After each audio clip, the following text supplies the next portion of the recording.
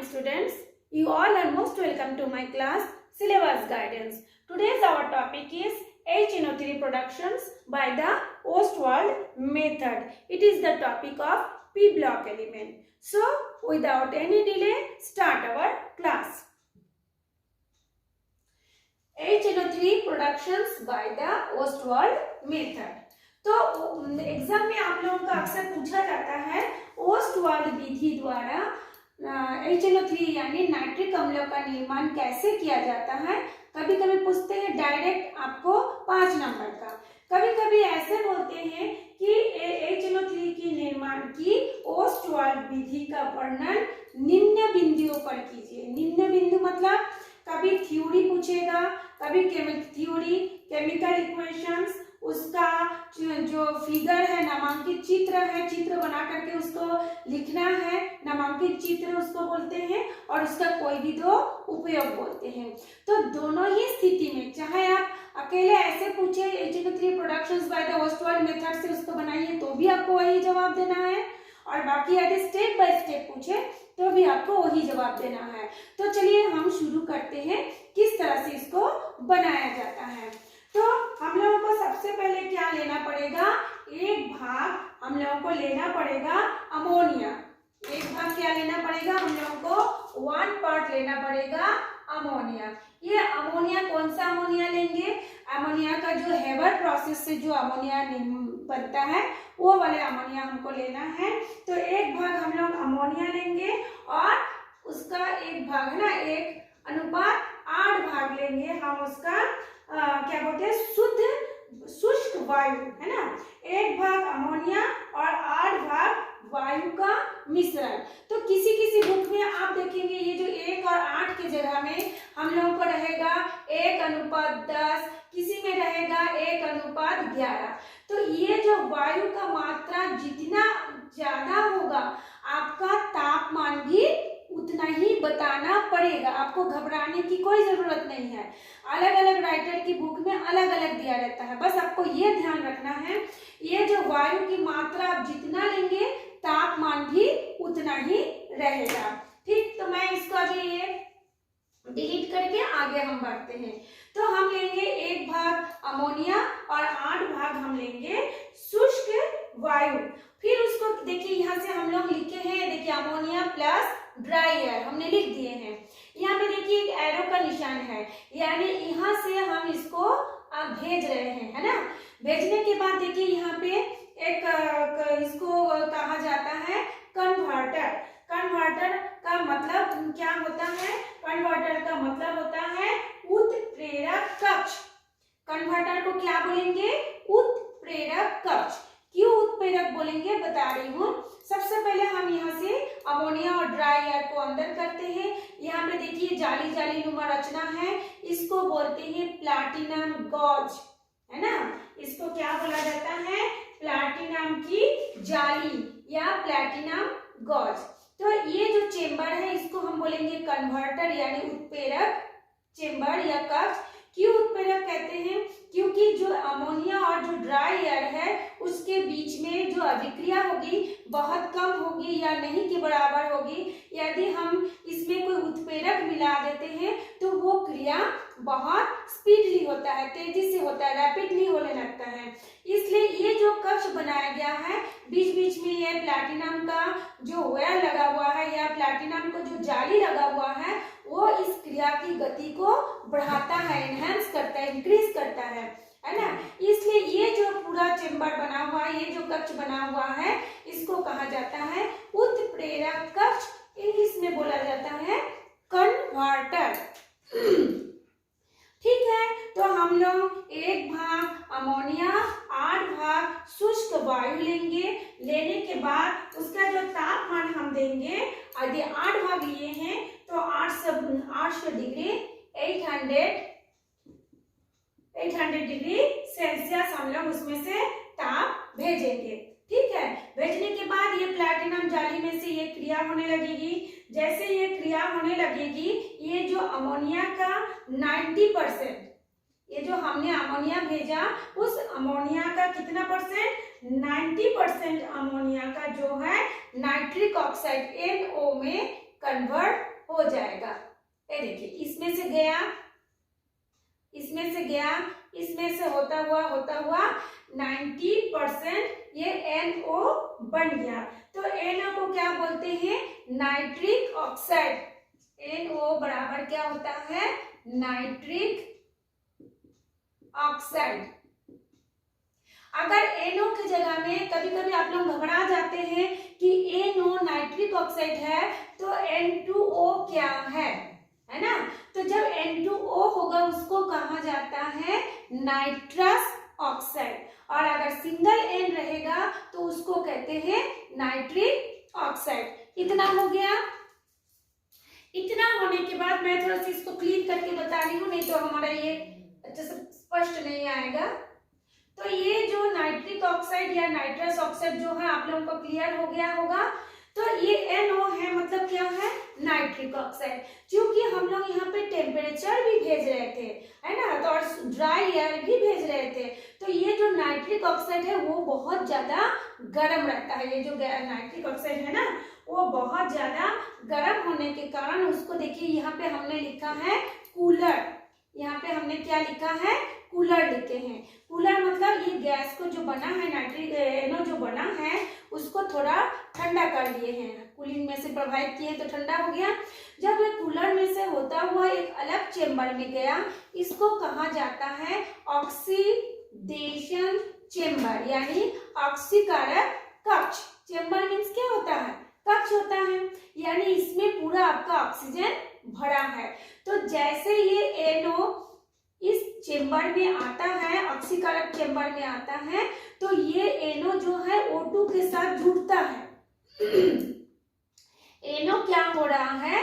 O2 के साथ जुड़ता है। ये देखिए O2 के साथ जुड़ने के बाद क्या बना है? 2NO2।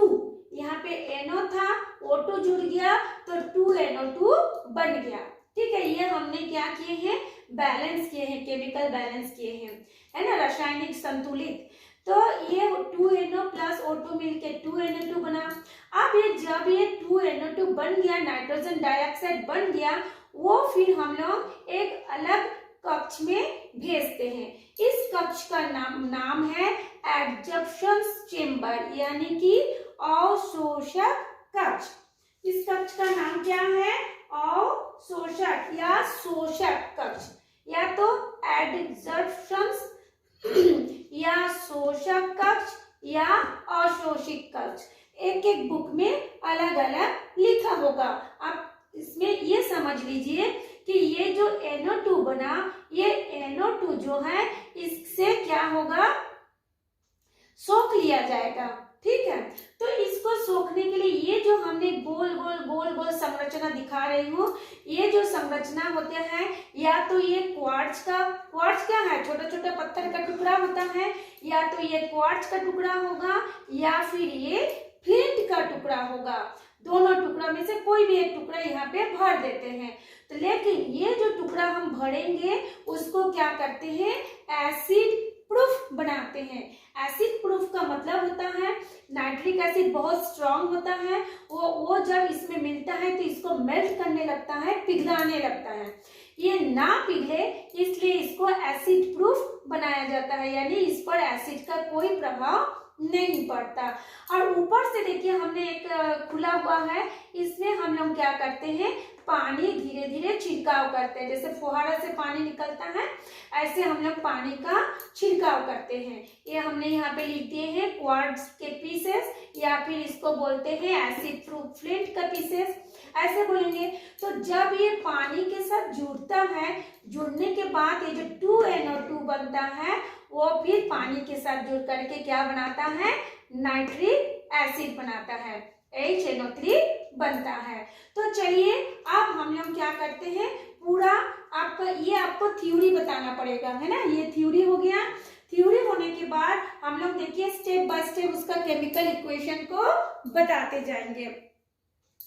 तो चलिए हम लोग केमिकल इक्वेशन बताते हैं। केमिकल इक्वेशन में हमने पहले क्या बताया था? अमोनिया लिए हैं और क्या लिए हैं? वायु, वायु का मतलब क्या है? ऑक्सीजन।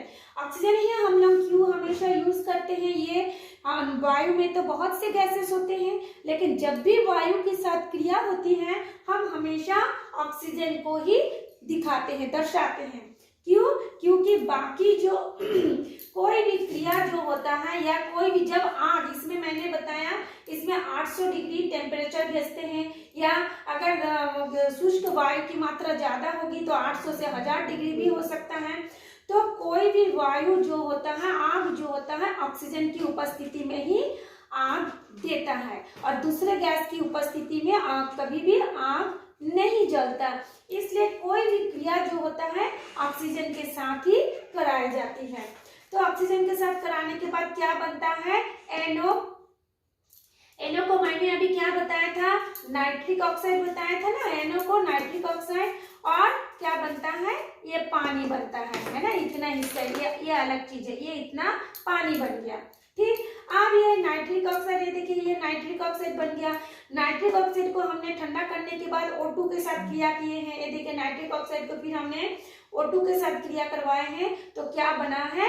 N2NO2, यानी नाइट्रोजन डाइऑक्साइड बन गया है। ये नाइट्रोजन डाइऑक्साइड को किसी किसी बुक में देखिएगा लिखा होगा नाइट्रोजन परऑक्साइड, है ना। नाइट्रोजन परऑक्साइड भी लिखा रहता है, लेकिन एक्चुअल में ये नाइट्रोजन डाइऑक्साइड ही होता है। ठीक, अब हम लोग देखिए इधर देखते हैं, ये जो नाइट्रोजन डाइऑक्साइड है, ये जब क्या करते हैं, हमने देखिए यहाँ पे पानी दे रहे हैं, जब ये पानी के साथ रिएक्ट करता है तो क्या बनाता है? Nitric acid, 2HNO3 plus NO बनता है। ये जो NO है ना, ये जो नाइट्रिक ऑक्साइड बना, ये हम लोगों को इसको फेंकना नहीं है, दोबारा इसको इसी प्रक्रम में, इस चक्र में ऐसे भेजते हैं। भेजने के बाद दोबारा इसमें से हम लोग नाइट्रिक एसिड प्राप्त करते हैं। ठीक, अब इसमें देखिए मैं लिखी हूँ DIL, मतलब डाइल्यूट नाइट्रिक एसिड हमको इसमें प्राप्त होता है।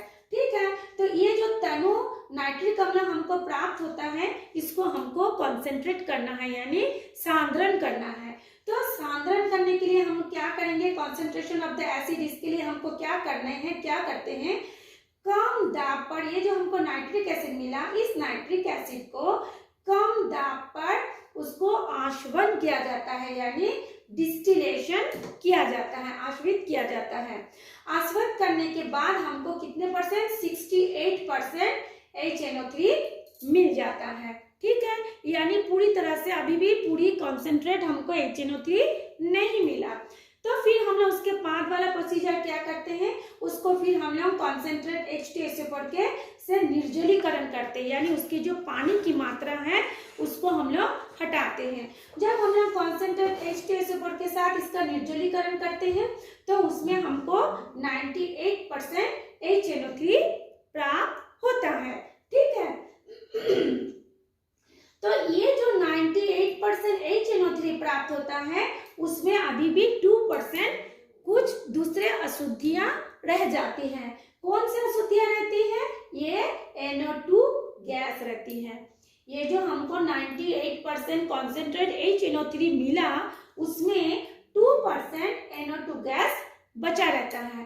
तो उसी के कारण जो नाइट्रिक अम्ल हमको दिखता है वो थोड़ा सा ब्राउन कलर, यानी भूरे रंग में दिखाई देता है। देखिएगा आप लोग भी केमिस्ट्री प्रैक्टिकल करेंगे तो उसमें देखिएगा जो कॉन्सेंट्रेट HNO3 मिलेगा वो थोड़ा सा भूरे रंग का होगा, है ना। तो वो 98% के बाद ये 2% NO2 गैस रहता है, जिसके कारण उसका रंग क्या होता है? भूरा रंग का हो जाता है, जिसको हम बोलते हैं फ्यूमिंग नाइट्रिक एसिड, या फिर हम इसको हिंदी में बोलते हैं सधूम nitric acid. Fuming nitric acid या फिर सधूम नाइट्रिक एसिड। ठीक, तो अगर कभी कभी आप लोगों का एक आध नंबर का क्वेश्चन आता है कि सधूम नाइट्रिक एसिड का सूत्र बताइए, तो सधूम नाइट्रिक एसिड का सूत्र अभी अभी मैं बताई हूँ, HNO3 प्लस NO2। ये HNO3 प्लस ये NO2, इसको कहा जाता है फ्यूमिंग नाइट्रिक एसिड या फिर सधूम नाइट्रिक एसिड। ये था हमारा नाइट्रिक नाइट्रिक एसिड का निर्माण औद्योगिक स्तर पर यानी इंडस्ट्रियलिस्ट के स्तर पर, या फिर हम लोग इसकी ये जो मेथड है इस मेथड को कहा जाता है ओस्टवाल्ड मेथड, क्योंकि ओस्टवाल्ड ने इस मेथड को बारे में एक सिंपल सा मेथड कैसे नाइट्रिक एसिड को बनाया था, इसलिए इसको ओस्टवाल्ड मेथड कहा जाता है। इस साल के लिए ये वाला जो क्वेश्चन होगा वो बहुत ही इम्पोर्टेंट है और बुक्स में बहुत लंबा चौड़ा करके दिया हुआ है। आप लोग उसको देख के ही घबरा जाते हैं कि कैसे क्या होगा, कैसे क्या होगा। मैं जैसे बताई हूँ आप लोग उसको समझ लीजिए और उतना ही एग्जाम में बता के आएंगे, तो आपको फुल मार्क्स देने से कोई नहीं कतराएगा, आपको फुल मार्क्स मिलेगा। तो चलिए अब हम इसका यूजेस भी देख लेते हैं कि नाइट्रिक अम्ल का यूजेस कहाँ पे होता है। ये जो हम लोग दीपावली में पटाखे बम फोड़ते हैं उसमें भी कुछ मात्रा में ये TNT यानी ट्राई नाइट्रोटोलुइन या फिर TNB यानी टाई नाइट्रोब्रोमीन, ये जो रहता है इसके TNT बनाने में और टाई नाइट्रोब्रोमीन बनाने में, तो इसको जो होता है एक्सप्लोसिव में यानी विस्फोटक में जो बड़े बड़े धमाके होते हैं, है ना, जो युद्ध में धमाके होते हैं जो बड़े बड़े, इसकी मात्रा ये TNT की मात्रा जितनी ज्यादा रहेगी धमाके भी उतने ही ज्यादा होगा। उसके बाद होता है रॉकेट के फ्यूल में। रॉकेट हम लोग देखते हैं जो सफेद धुआं छोड़ते हुए जाता है, ये हम देख लेते हैं। तो रॉकेट के फ्यूल में भी फ्यूल के ऑक्सीडेशन करने में, रॉकेट के फ्यूल के ऑक्सीडेशन करने में इसका उपयोग होता है। और दूसरा उपयोग होता है सोना चांदी को पिघलाने में, है ना, जो सोना हम लोग बनाते हैं, गहना बनाते हैं, उसको पिघलाने में। या फिर ये जो ऑरम का मतलब गोल्ड और एजी का मतलब होता है अर्जेंटम यानी सिल्वर यानी चांदी। तो ऑरम और अर्जेंटम के प्यूरिफिकेशन में यानी शुद्धिकरण करने के लिए भी ये नाइट्रिक एसिड का उपयोग होता है। तो ये था आज हमारा नाइट्रिक अम्ल का ओस्टवाल्ड विधि द्वारा उसका प्रोडक्शन, उसका उत्पादन। आशा करती हूँ आप लोगों को समझ में आया होगा। तो आप लोग इसको बनाइए, घर में प्रैक्टिस कीजिए, नोट्स बनाइए, आप खुद भी पढ़िए, अपने फ्रेंड को भी शेयर कीजिए, उनको भी पढ़ने का मौका दीजिए। Thank you.